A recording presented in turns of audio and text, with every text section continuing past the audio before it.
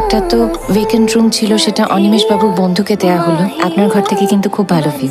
সেরকম কিছুই দেখলাম না। বলছিলাম আপনারা রাখেন না? না, আসলে আমাদের লাইসেন্স নেই তো তাই। ও বেসিনটা কোন দিকে? ওইদিকে আসুন। শুনুন, একটু আমার ঘরে আসবেন প্লিজ।